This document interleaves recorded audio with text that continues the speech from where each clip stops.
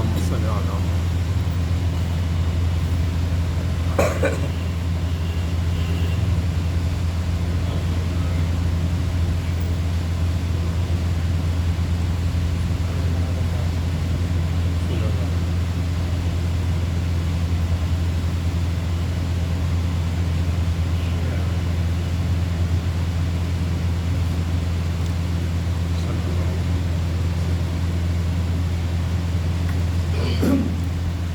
لا حول ولا قوة إلا بالله العلي العظيم. أعوذ بالله من الشيطان الرجيم.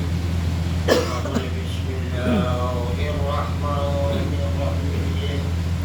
الحمد لله رب العالمين، والصلاة والسلام والتحية والإكرام على أشرف الأنبياء والمرسلين، سيدنا ونبينا وطبيب نفوسنا وحبيب قلوبنا النبي المميز والرسول المصدق المصطفى الأمجد حبيب إله العالمين أبي القاسم محمد صلى الله عليه وآله السيدين الطاهرين المعصومين، ولعنة الله على أعدائهم أجمعين من يومنا هذا إلى يوم الدين. أما بعد، فقد قال الله سبحانه وتعالى في القرآن المجيد، وهو أصدق الصادقين وقوله الحق. بسم الله الرحمن الرحيم. فليضحكوا قليلا ويبكوا كثيرا جزاء بما كانوا يكسبون. الله أكبر.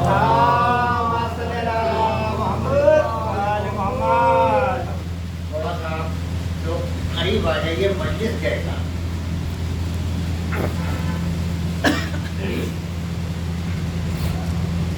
عرض حال آج پہلی محرم ہے اور مومنین کرام ہر جگہ مجلس کے اہتمام میں مصروف ہیں،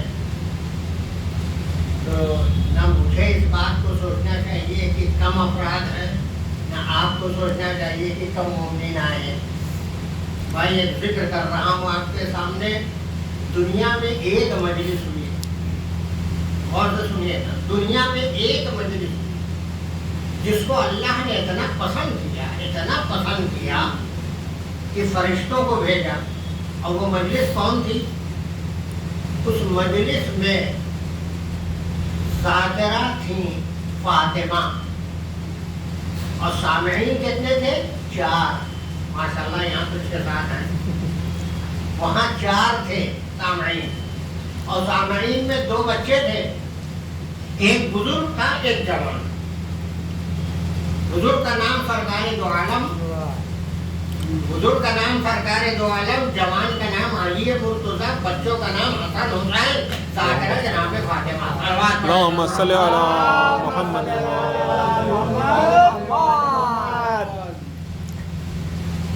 تو اللہ نیت اور خلوص دیکھتا ہے. ان کی نیت اتنی باخلوص تھی کہ قدرت مچلی اور مچل کر فرشتوں سے کہا، دیکھو یہ ذکر ہو رہا ہے تمہارے یہاں، یعنی فرشتوں سے کہہ رہا ہے کہ تمہارا قد و قامت ایک ہے. توجہ فرمائیں، تمہارا قد و قامت فرشتوں کا ایک ہے. نہ اس میں بوڑھا ہے، نہ اس میں بچہ ہے، سب ایک جیسے ہیں، ایک عمر کے، ایک ہم عمر ہیں سب. نہ ان کو غذا کی ضرورت ہے، نہ ان کو اہل عیال کی فکر ہے، نہ ان کو غربا کو دیکھنا ہے. فقط ان کو میری اطاعت کرنا ہے اور اس کے سوا کچھ نہیں. لیکن یہ فرش پر جو ہیں، ان کو اپنے بچوں کو بھی دیکھنا ہے، اپنی امتیوں کو بھی دیکھنا ہے، غلط والوں کو راہ راست پر لگانا ہے. اور بے مروت والوں کو بامروت بنانا ہے. یعنی تمام امور کو الگ الگ شے سے کر رہے ہیں. تو ایک امور والے فرشتے جو رکوع میں ہیں رکوع ہی میں ہیں, جو سجدے میں ہیں سجدے ہی میں ہیں, جو قیام میں ہے وہ قیام میں ہے. لیکن ان کے یہاں ہر سوچ ہے, ہر فکر ہے, اس کے باوجود اللہ کی عبادت کی طرف متوجہ ہیں. تو اے فرشتوں, ان کی عبادت تیری عبادت سے افضل قرار دے رہا ہوں. سلامت پڑھے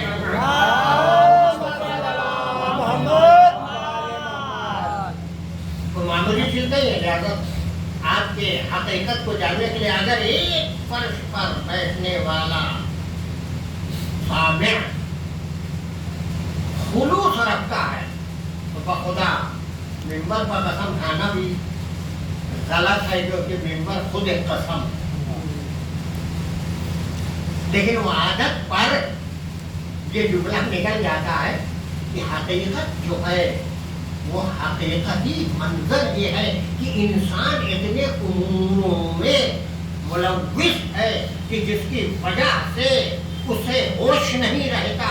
اسی لیے اذان قرار دے دی گئی ہے کہ بآواز بلند اذان دے دو, کیونکہ دنیاوی ماحول میں وہ مصروف ہے.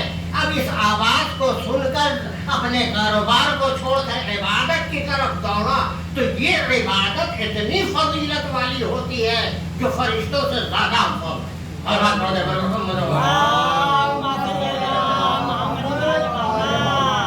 اکثر لوگ کہتے ہیں کہ بھائی نماز جس کو پڑھنا پڑھ رہی ہے بآواز بلند اذان دینا.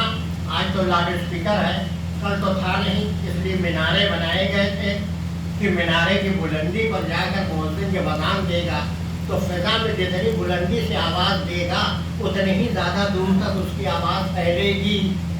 یہ کاہے کے لیے ہے؟ کیا استغفر اللہ اہل حنوط کے قول پر اللہ بیٹھ رہا ہے؟ نہیں, وہ مومنین کو اطلاع دے رہا. اگر ہماری خلقت فقط عبادت کے لیے ہوتی, توجہ فرمائیں, فقط عبادت کے لیے ہوتی, جیسا کہ قرآن مجید میں آیا ہے ما خلقت الجن والانس الا لیعبدون, میں نے نہیں پیدا کیا جناتوں کو اور انسانوں کو مگر میری ہر لمحہ عبادت کرنے. فرق یہ ہے کہ فرشتوں کی عبادت اور انسانوں کی عبادت میں انسان بافکر دنیا کے تمام امور میں احکام الہی پر عمل کرتا ہوا, اور جب مؤذن اذان دیتا ہے اس پر لبیک کہتا ہے کہ یعنی دنیا کے اپنے سارے کاروبار و مشیت کو چھوڑتے ہوئے بارگاہ اہلیت میں دوڑا ہے, تو وہ دوڑنا اس کی عبادت کا شرف فرشتوں سے اس لیے بڑھ جاتا ہے کہ فرشتوں کو تو کچھ کرنا ہی نہیں ہے سوائے عبادت. ان کو دوڑنا نہیں ہے, ان کو دوسرے امور کو چھوڑنا نہیں ہے. لہذا قدرت نے کہا کہ دیکھو تم لاکھ عبادت کر لو گے مگر تم میں سے کوئی عابد نہیں بنے گا. اگر عابد کوئی بنے گا تو اس کا نام زین العابدین چوکے امام ہے.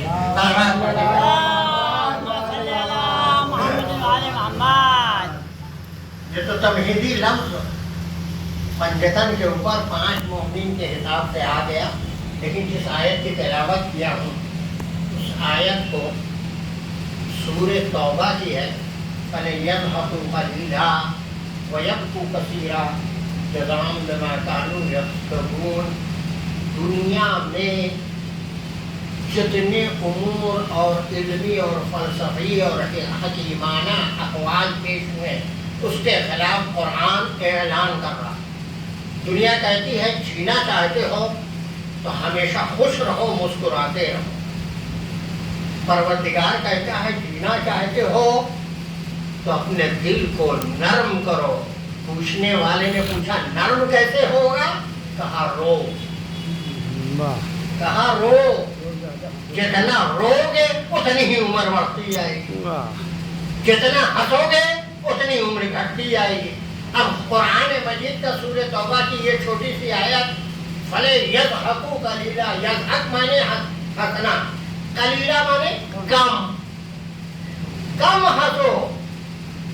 وَيَبْكُوا كَثِيرًا اور بکا کرو زیادہ سے زیادہ رو. علیکم السلام. تو یہ زیادہ سے زیادہ رونے کا جو شرف اللہ نے دیا ہے اسے جب حکیمانہ انداز سے پتہ لگایا گیا تو معلوم یہ ہوا کہ جینے کے لیے رونا ضروری ہے. اب 2-3 مثالیں آپ کے سامنے اس آیت کے سلسلے میں عرض کرتا ہوں. سب سے پہلے جب اس دنیا میں حکم الہی سے ایک بچہ آتا ہے, توجہ فرمائیں, جب ایک بچہ پیدا ہوتا ہے تو وہ روتا ہوا پیدا ہوتا ہے. یہ فطرت. اللہ نے کہا رو زیادہ ہنسو کم. بچہ پیدا ہوا, اس کے پہلی اس دنیا میں آمد پر وہ روتا ہوا آ رہا ہے دنیا میں کوئی طاقت جو رونا روک دے؟ اپنے مذہب سے بدعت قرار دے دو, کچھ کہہ دو, کچھ نہ کچھ کہتے رہو, وہ اپنی جگہ پر, لیکن حکیمانہ زندگی میں وہ بدعت کہنے والا بھی رولاتا ہے. بچہ روتا ہوا آیا, جتنی زیادہ روئے گا اتنی عمر اس کی زیادہ ہوگی, اور جتنا کم روئے گا اتنی عمر اس کی کم ہوگی. ایک بات. دوسری بات یہ ہے کہ اگر بچہ رویا نہیں تو زبردستی رلایا جاتا ہے, اور نہ رو تو ڈاکٹری اصول سے اسے پشت پر ہاتھ سے تھپتھپاتے ہیں. مارنا میں کیسے کہوں, تھپتھپاتے ہیں کہ تاکہ اس کا دل ہلے, اور جب ہلے تو یہ رونے کی طرف متوجہ ہو. اب رونا ہے کیا چیز, یہ میں ابھی تھوڑی دیر کے بعد آپ کو بتاتا ہوں کہ یہ جو آنسو نکلتا ہے اس سے حیات کیسے بڑھتے ہیں. سوال پڑھتے ہیں اللہم صلی علی محمد و آل محمد. در حقیقت جسم میں جب ماں کے شکم رحم کے اندر بچہ ہوتا ہے تو قدرت الہی اس کی پرورش کے لیے ایک عجیب و غریب قسم کا پانی رکھتا ہے کہ جس کے اندر وہ بچہ تیرتا رہتا ہے, اور ناک کے ذریعے سے اسے خون سے غذا دی جاتی ہے. سوچئے, دہن اس کا بند ہوتا ہے, لیکن کبھی کبھار ایسا عمل کر گزرے ماں کہ جس سے شکم میں حرکت زیادہ پیدا ہو جائے, تو ایسی کنڈیشن میں, ایسے ماحول میں اس کا دہن کھل سکتا ہے, اور کھلنے کے بعد وہ پانی کی جس میں وہ پرورش پا رہا ہے اس کے دہن میں چلا جائے. اب وہ پانی جانے کے بعد اس کے اندر جو قدرت الہی نے چھوٹا سا دل, پھیپھڑا, کلیجہ اور دیگر اشیاء کو تیار کیا ہے, ان میں ایسی کیفیت پیدا ہوتی ہے کہ اکثر و بیشتر آپ نے سنا ہوگا کہ 8واں مہینہ 7ویں مہینے میں بچہ شکم میں ختم ہو گیا. میں حکمت کی بالکل حقیقی چیز قرآن کی روشنی میں آپ کے سامنے آتا ختم ہو گئی. کیوں؟ اب موت ہو گئی, اس کی تحقیق نہیں, ڈاکٹر مر گیا, ختم ہو گئی بات, کوئی تحقیق نہیں. لیکن قرآن مجید میں اس کی تحقیق ہے جو آپ کے سامنے عرض کر رہا ہوں. وہ پانی جسم کے اندر پہنچ جانے کے بعد کثافت بنتا ہے, اور اگر اس کے جسم میں غذا ایسی پہنچی ہے کہ جو اسے برداشت کر لے تو وہ منجمد ہو کر دماغ کی نسوں میں پہنچ جاتا ہے, اور دماغ کی نسوں کے بعد وہ جب تک ماں کے شکم میں رہے گا باحیات رہے گا, لیکن جب یہ دنیا کی ہوا کھائے گا تو وہ زہریلا مادہ بن جائے گا, اور وہ زہریلا مادہ بننے کے بعد وہ نکلے تو کیسے نکلے. لہذا قدرت نے بھی انتظام کیا ہے کہ اگر دہن میں پانی جا سکتا ہے تو قدرت کی نظام ہے کہ اسے نکالنے کا بھی ذریعہ ہے. دہن سے جائے گا مگر آنکھ سے نکالے گا, آنکھوں کا نام کہا جاتا جو حیات بن جاتی ہے. اللہم صلی علی محمد و آل محمد. تو یہ آنسو بن کے نکلنا, اور وہی بچہ جو پانی پی لیتا ہے شکم مادر کے اندر کا, وہی رو نہیں پاتا, जब रो नहीं पाता तो उसको रुलाने के लिए तमाम डॉक्टर किसी भी मसलक के हो अपने तिब्बी उसूल पर अमल करेंगे। न वहाँ सुन्नी देखेंगे डॉक्टर को, न शिया, न यहूदी, न नसरानी, न हुनूर, बल्कि अपने कानून के मातहत में हर एक का एक ही कानून होगा, चाहे वो सुन्नी हो डॉक्टर हो, या शिया हो, या यहूदी हो, या नसरानी हो, या मजूसी हो, या अहले हुनूर में से हो। हर एक का नुस्खा यही है कि जब बच्चा रोया नहीं है तो उसे रुलाने के लिए उसके पुष्प पर हाथों से थपथपाओ। अगर इस थपथपाने पर भी वो रोया नहीं तो यही असर को जोर लगाओ। यानी अब मैं मारने का लफ्ज इस्तेमाल करूंगा कि आने वाला बच्चा अगर रोए नहीं तो काबिल मार खाने के है, और रो दे तो अहले बैत की मोहब्बत का अल्लाहुम्मा सल्ली अला मोहम्मद व आले मोहम्मद। या अली फितरत को कैसे खत्म करेंगे? फितरत तो फितरत है, रोना हर हाल में जरूरी है। अरे हुजूर वाला अल्लाह ने आँख को एक खालिस पानी के हौज में रखा है। उसका सबूत ये है कि अगर ये बारीक सा तिनका जो आँख की रोशनी से नूर से दिखाई भी न दे, तिनका को छोड़िए, गर्द आँखी में जो गर्द उड़ती है वो गर्द अगर आँख में चला गई तो वो निकालेंगे कैसे? उसी हौज से पानी निकलता है और उसे आहिस्ते आहिस्ते हम हाथों की अंगुलियों से उसको मलते हैं, तो मलने से वो पानी हर तरफ आंख में फैलता है, और उस फैल जाने के बाद वो आंख से वो पानी उस जर्रे को निकाल के बाहर करता, और जब तक बाहर ना आए सुकून नहीं है। तलवार पड़े पर मोहम्मद अल्लाहुम्मा सल्ली अला मोहम्मद व आले। तो सोचे कि सुकूनियत हासिल करने के लिए हौज के पानी ने उस शय को निकाला। ये है अहमियत, जो बच्चे के पैदा होने पर रो दे बच्चा तो उसे हयात मिल जाए, और न रोए तो चंद लम्हे के बाद रुखसत हो जाए। और रोने की बहुत सारी किस्में हैं। आखिर कलाम में मैं रोने के ऐसी चीज आपको हिकमत से पेश करूंगा जिसे हर बच्चा मानने को तैयार हो। अब आप रोने के मंजिल में आएंगे तो रोने की किस्में ऐसी है कि रोने से सब कुछ मिल जाता है।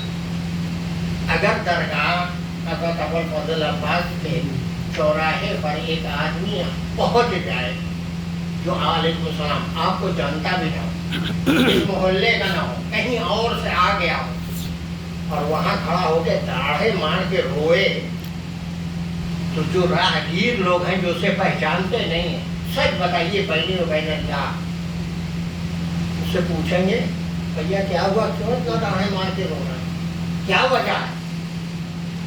लेकिन अगर उसी जगह पर ठट्टा मार के हंस रहा हो कोई, तो हर शख्स कोई पूछेगा नहीं, सब समझ जाएंगे इसका दिमाग गड़बड़ है। सल्लल्लाहु अलैहि वसल्लम। अल्लाहुम्मा सल्ली अला मोहम्मद व आले मोहम्मद। अरे दुनिया लाख रोने के ऊपर उंगली उठाए, हकीकत से नहीं हट सकता। एक गैर आदमी अगर आके रो दे तो उसे सवाल किया जाएगा, बाबा क्या मुसीबत आ गई है, तुम्हारा सामान गायब हो गया, कोई हादसा दरपेश आ गया है, चलो मैं जो कुछ कर सकता हूँ करूँ। नहीं जानता, फकत इंसान रो रहा है तो उसकी मदद के लिए सब कर रहे हैं, और वही इंसान हंस रहा है, तो अगर मदद की भी जरूरत होगी तो कोई पूछेगा नहीं कि हंस रहा है। और उसका तस्वुर हमारे जहन में क्या आएगा? रोने का तस्वुर आएगा मुसीबत में है। रोना किसी अनजान शख्स का सामने से गुजरने वाला यही समझेगा कि रो रहा है, कोई मुसीबत में है, और अगर वहीं पर हंसने वाला ठट्टा मार कर हंस रहा हो तो कोई पूछेगा नहीं, सब समझ जाएंगे इसका दिमाग सही नहीं है, इसके करीब न जाओ, कहीं ऐसा ना हो मार दे कि हमारे ऊपर मुसीबत ना आ जाए, हट जाएंगे। तो सोचिए दुनिया कह रही है जिंदगी चाहिए तो हंसो, मैं कह रहा हूँ हंस हंस के अपने को पागल न बनाओ, रो रो के उसका वाला बन जाओ कि जिसके लिए इमाम हुसैन अलैहिस्सलाम ने इतनी बड़ी कुर्बानी। सलवात पढ़ दे। अल्लाहुम्मा सल्ली अला मोहम्मद व आले मोहम्मद। अब एक दो तीन बातें आपके सामने अर्ज कर दूं। दुनिया में सबसे पहला आदमी जनाब आदम है। जनाब आदम आने के बाद एक लंबा चौड़ा वक्त गुजर जाने के बाद दिल में ख्वाहिश पैदा हुई कि इस दुनिया में सिवाय मेरे और कोई नहीं। ये परवरदिगारा मैं जानवरों को देख रहा हूँ, सब जोड़े से जा रहे हैं, परिंदे हैं सब जोड़े से हैं, लेकिन तूने मुझे खल्क किया है एकदम अकेला, मेरा भी तो चाहिए कोई जोड़ा। ये तमन्ना जाहिर की अपने रब से, और बयान किससे करते सिवाय उनके कोई खाई। परवरदिगार आलम ने उनकी बात को कबूल कर दिया, आनंद फानन कहा, हे आदम जरा सामने देखो, तुम किसी चीज की तमन्ना कर रहे थे, तुम्हारा साथी चाहिए, देखो सामने। जब सामने निगाह उठाकर देखा तो हम शक्ल पाया, और जब हम शक्ल पाए तो कुर्बत अख्तियार किया। कुर्बत अख्तियार किया तो कहा खबरदार छूना नहीं, खबरदार छूना नहीं। अब ये तुम्हारा तमन्ना किया था कि मैं एक अकेला हूँ, मेरा कोई साथी हो जाए, तो साथी होने के लिए दावत तो होनी चाहिए। लिहाजा अल्लाह ने आसमान को बुलाया और कहा देखो यहाँ वलीमे का सारा सामान बेहतरीन सजा है, सब चीज खा सकते हो सिवाय गंदुम के, सिवाय इस गेहूं के। कुरान मजीद सूरह बकरा में पूरा उसका मैं उर्दू में बयान कर रहा हूँ, अब मैं रोने के ऊपर बयान कर रहा हूँ। अब उसके बाद गोया कि अल्लाह ने जन्नत में बुलाकर या अर्श पर बुलाकर तरफ़ैन का अक़्द कर दिया। अब अल्लाह ने पढ़ा या फरिश्तों ने पढ़ा, इसकी बहस नहीं, अक़्द हुआ। और वहाँ होने के बाद उसी में चूंकि जनाब हव्वा मासूमा नहीं थी और जनाब आदम नबी थे तो मासूम थे, मासूम भूले से भी खता नहीं करता, तवज्जो फरमाइए, और गैर मासूम खता कर सकता है। तो गंदुम को मना किया गया था, मगर गंदुम जैसा दूसरा दरख्त मौजूद था। हज़रत शैतान ने बीबी हव्वा को धोखा दे दिया, कहा देखो अगर इनके दिल में मेरी मोहब्बत और उल्फत है तो जो तुम कहोगे वो जनाब आदम अमल पजीर होंगे। लिहाजा वो गेहूं का जिसने अल्लाह ने कहा था, मना किया था, वो नहीं, उस जैसा है, तवज्जो फरमाएं, उस जैसा। लिहाजा उस जैसे की तरफ मुतवज्जे हुए और मुतवज्जे होने के बाद उसे तोड़कर खा लिया। अगर उसे खा लेते जिसे अल्लाह ने बराह रास्त मना किया था तो नबूवत भी चली जाती और पहला आने वाला आदमी खतावार हो जाता, सारा निज़ाम ही तरह करम हो जाता। लिहाजा जनाब आदम को उस जैसे की तरफ मुतवज्जे किया और जैसे ही खाया अल्लाह ने कहा आदम और हव्वा आप जाइए, आप कहाँ जहाँ से आए, लेकिन हुक्म की नाफरमानी तर्क औला किया तो तर्क औला की सजा भी होगी अलहदगी, अलहदगी। अब जनाब आदम आए श्रीलंका में और जनाब हव्वा आई जिद्दा में। अरबी में एक शहर है जिसका नाम जिद्दा है, या जद्दा कहिए या जिद्दा कहिए। ये इसका तर्जुमा कर दीजिए तो इसका तर्जुमा होगा दादी। तमाम मखलूकात की दादी जो थी जनाब हव्वा थी, और हव्वा उतारी गई जिद्दा में। ये तो आज हम बता रहे हैं, जिद्दा आज हम बता रहे हैं। तो ये तहकीक जब हुई तो मालूम हो वो जिद्दा है, तो जिद्दा कहाँ और श्रीलंका कहाँ। अब आप तो यहाँ माइलेज तैयार कर सकते हैं कि कितना किलोमीटर का फासला है। अब बेचारे आदम यहाँ से कैसे जाते, जिद्दा क्या था जनाब आदम लंका में अल्लाह की इबादत में मुस्तग़रक़ रहे, इबादत करते करते फ़िराक़ हव्वा में रोते रहे। रोने की बात अब आई, अब इतनी मुझे तमहीद कायम करना पड़ा और रोना शुरू किया।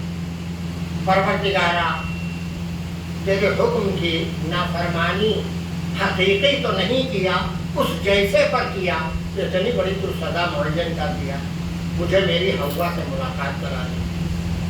सुनते जाइएगा, जनाब आदम रोने लगे। अब इसके पहले मैंने आपसे जिक्र किया कि दरगाह के पास अगर कोई रोए गाहे मार कर तो हर शख्स पूछेगा, लेकिन सच बताइएगा अगर वहां से गाय गौ माता गुजर जाए क्या वो पूछेगी? नहीं पूछेगी ना। लेकिन आदम के साथ वही हुआ। अब आदम एक चटियल मैदान में रो रहे हैं, रोते रोते कष्ट आ जाते हैं, फिर उठते हैं, अल्लाह की इबादत करते हैं, फिर फ़िराक़ हव्वा में रोने लगते हैं। एक हिरन आता था और जाता था, आता था और जाता था, और ये मंजर देखते देखते वो भी बैठ के रोने लगा। जो कुरान की मैं तफसीर आपके सामने अर्ज़ कर रहा हूँ, वो भी रोने लगा। रोते रोते जनाब आदम ने देखा, अरे मैं अकेला रो रहा हूँ, ये हिरन क्यों रो रही है? इसका मतलब है कि इसके दिल में मेरी मोहब्बत है। अब ये पूछ तो नहीं सकती है कि किस बिना पर मैं रो रहा हूं, लेकिन मेरे रोने के साथ ये भी रो रही है। तो बरगाह इलाही में दुआ की, परवरदिगारा मेरी तौबा तो कबूल कर ले, परवरदिगारा मेरे रोने से ये जानवर रो रहा है। कहा इसके रोने के लिए जन्नत जहन्नम नहीं है जानवर के लिए, लेकिन कुदरत इलाही अपनी मशीयत से वो फजीलत इस हिरन को दे देगी कि इसकी नाक में जो बदबू हो रही थी, इस बदबू को मैं मुश्क अंबर पे बदल दूंगा। अल्लाहुम्मा सल्ली अला मोहम्मद व आले मोहम्मद। अब सच बताइएगा, एक हिरन की नाक में जो बदबू हो रही हो वो खुशबू में बदल जाए, किसके तो फायदे? रोने के तो फायदे। वाह। तो रोने की इतनी फजीलत है, और इसी फजीलत में अब और आगे आप पढ़ेंगे, जनाब याकूब को देखिए, जनाब याकूब पैगंबर को देखिए, जनाब यूसुफ गायब हो गए, नबी थे ना, उलिल अज़्म नबी थे, बरगुज़ीदा नबी थे। उन्होंने मलकुल मौत को बुलाया, जनाब याकूब ने, क्या मलकुल मौत, मेरे यूसुफ की रूह तो कभी नहीं। शेर को बुलाया जनाब याकूब पैगंबर ने। अब देखिए नबूवत की ताकत, शेर आया, शेर से पूछा, शेर ने कहा हमारे ऊपर हराम है नबी की जिस्म का खाना। हवा से पूछा, ऐ हवा ये बता मेरे यूसुफ को उड़ा लेंगे? क्या सबको उड़ा सकती हूँ, नबी को नहीं उड़ा सकती। हवा ने कहा। जमीन से पूछा क्या तू निगल गई मेरे यूसुफ को? जमीन ने वही जुमला जो हवा ने कहा। अब ये तो यकीन हो गया जनाब याकूब को कि मेरा फर्जंद जिंदा है, फिर क्यों रोए? वो हजरात जो रोने के ऊपर उंगलियां उठाते हैं, जरा इसका जवाब दें जो कुरान मजीद में मौजूद है। फ़िराक़ जनाबे यूसुफ में रोया किए, जमाना गुजरता गया, इतना रोए कि कुरान का लफ्ज़ है कि जो सियाह आँख का बीच का हिस्सा जो नूर का था वो सफेदी में बदल गया। कहाँ जवान याकूब बूढ़ा हो गया, 40 साल रोए, फिर जाकर जनाबे याकूब को सुकूने कल्ब मिला जब जवान यूसुफ सामने नजर आया 2 बहुओं के साथ। अल्लाहुम्मा सल्ली अला मोहम्मद व आले मोहम्मद। यानी आपने सोचा है रोना। अब इन रोने के साथ साथ अब रोने में जो आंसू निकलते हैं वो आंसू इमाम हुसैन के रोने पर आंसू निकलना और दूसरी अशिया पर आंसू निकलने में क्या फर्क है, यही आखिरी कलाम है। सलवात पढ़ते बढ़ना। अल्लाहुम्मा सल्ली अला मुहम्मद व आले मुहम्मद। एक बाबा के बुलंद सलवात पढ़ते बढ़ना। अल्लाहुम्मा सल्ली अला मुहम्मद व आले मुहम्मद। भाई आज ज़माने में गैस का चूल्हा आ गया है और दीगर चूल्हे इलेक्ट्रिक आ गए। पहले के ज़माने में यानी हमारे जो बुजुर्ग हैं वो अपने बचपने में जाएं तो लकड़ियाँ जलाई जाती थी और लकड़ियाँ जब जलाई जाती थी और बिलखुसूस बरसात के मौसम में मस्तूरात के लिए कितना बुराई है, जिहाद रहता था एक वक्त का खाना पकाने। इतना उनको पकाने में आंसू निकलता था, नहीं मैं आंसू को मैं बोल रहा हूँ, इतना आंसू निकलता था कि बदहवास हो जाती। एक अच्छा ये तो पुरानी बात होगी, अब नई बात ले लीजिए इस वक्त की। प्याज है, प्याज काटिए, चाहे मर्द काटे, चाहे औरत काटे, चाहे बच्चा काटे, चाहे बूढ़ा काटे। जब प्याज को ज़्यादा काटेंगे तो उसके असरात आंखों में जाते हैं और बेतहाशा कसरत से लोगों की आंखों से आंसू निकलता है। क्या ये आंसू धुआं लगने से, लकड़ी जलाने का आंसू, और अचानक खुदा न खास्ता किसी के यहाँ जवान फर्जंद का एक्सीडेंट हो जाना और ख़त्म हो जाना और पूरे घर और फैमिली और अयाल का सर पीट कर रोना, ये सारे रोने को एक साथ रखिए। अब हिकमत में आइए।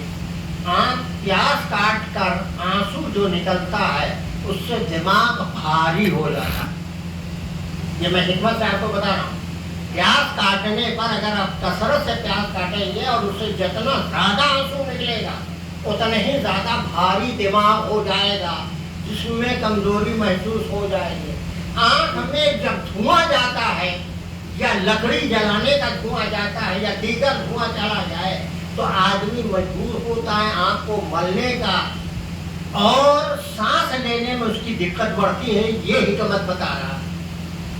हादसा जब कोई हो जाता है, खुदा न खास्ता जवान फर्जंद अचानक मौत के मुंह में पहुंच जाए और घर में खबर आए तो औरतें सकते में पड़ के बेहोश हो जाती हैं, होश ही नहीं रहता।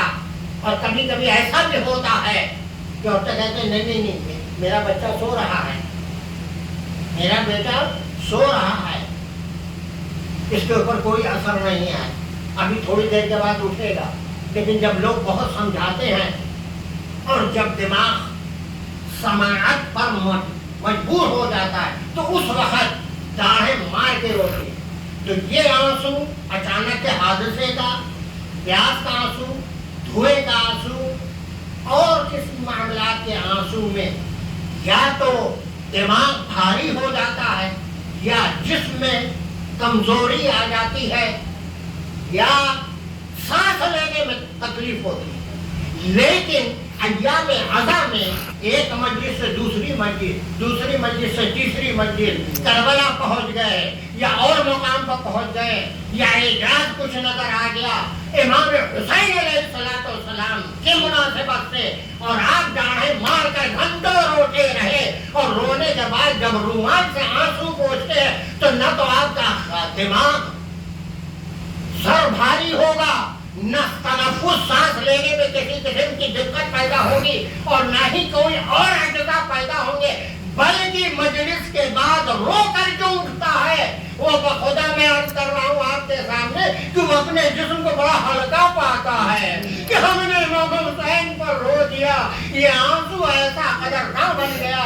अज़ादारों, शायद यही वजह थी कि सैयद शुहदा ने हमारी उम्र बढ़ाने के लिए, हमको सेहत और सलामती रखने के लिए अज़ाए सैयद शुहदा, अरे दुनिया का सारा कानून बना हुआ है कि जितने मजहब के नए नए साल आते हैं अज़ादारों, हर साल की ابتدا جو ہوتی ہے وہ خوشی میں ہوتی ہے، لیکن فقط یہی ایک مذہب اسلام ہے کہ جس کے سن شروع ہوتا ہے تو خوشی سے نہیں غم سے شروع ہوتا ہے۔ شاید اللہ کا اشارہ ہو کہ تمہارا سال صحت و سلامتی کے ساتھ گزرنا ہے تو پہلی محرم سے 12 محرم کا ایسا گریہ کرو کہ جو دماغ میں کثافتیں بھری ہیں وہ صاف ہو جائے۔ مذہب میں جہاں جہاں شک و شبہات تمہیں پیدا ہو رہا ہے وہ شک و شبہات دور ہو جائے۔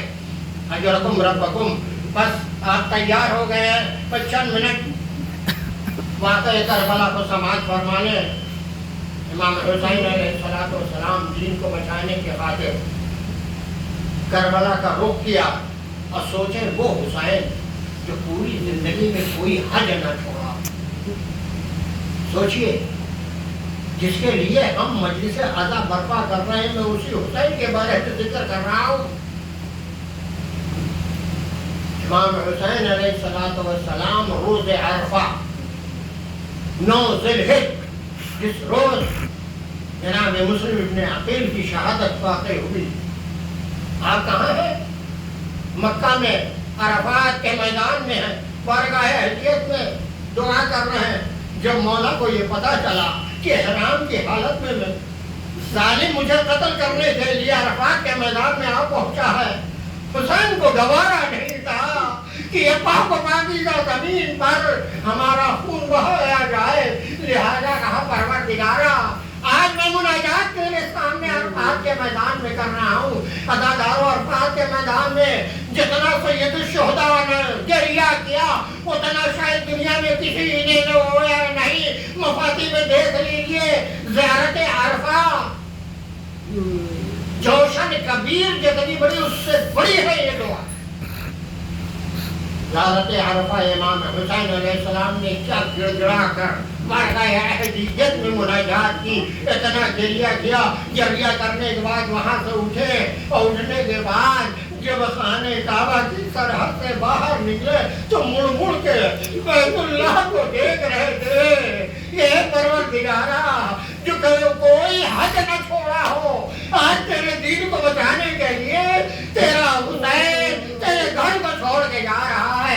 اب راستے کی مسافت کو طے کیا، امام حسین علیہ السلام اور مقام اشرفہ کو پہنچے، جہاں سے کوفہ کا راستہ ہے، جہاں سے نجف کا راستہ ہے، اور جو مدینے سے آ رہا ہے راستہ، اور ایک راستہ کربلا جا رہا ہے۔ ایک چوراہے پر پہنچے ہیں جس کا نام مقام اشرفہ ہے۔ وہاں پہنچنے کے بعد کیا دیکھا کہ بہت بڑا سا لشکر لے کے آ گیا ہے، امام کو روکا ہے۔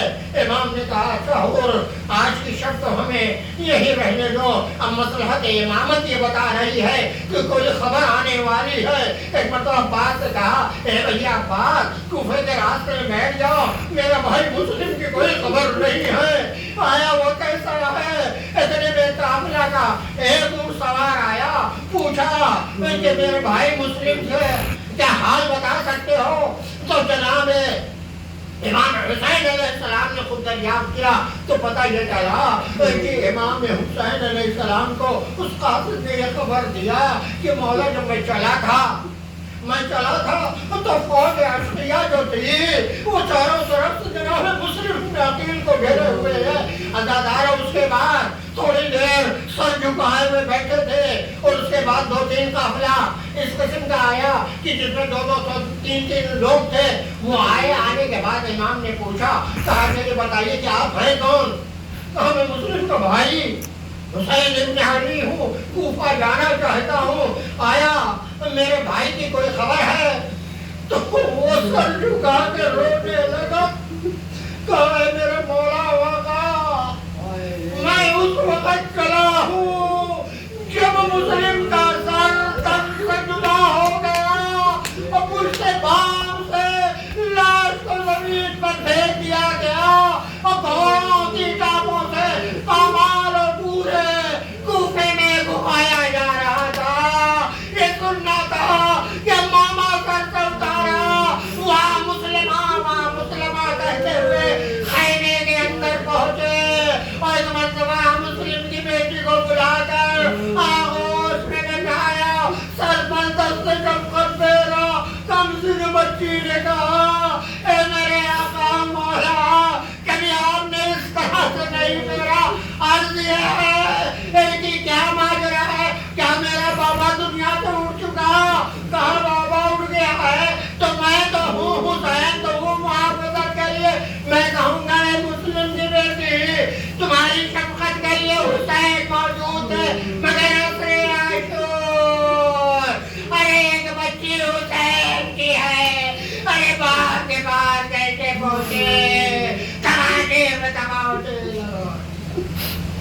على رسول الله على القول الصالحين وسيعلمون الذين ظلموا أي منقلب ثم يجيب المستقبل پالنے والے ہمارے مختصر سے عذاب آمین پالنے والے دوردار آنے اہل بیت علیہ السلام بالخصوص مظلوم کربلا کی مجلس پروردگارہ تو قبول فرما دے ہماری خطاؤں کو معاف کر دے آمین ہماری نیتوں میں ہمارے جسموں میں وہ طاقت عنایت فرما جو حق ہے محبت سید الشہداء کی کر دے آمین اور امام زمانہ کے ضرور میں کہا آمین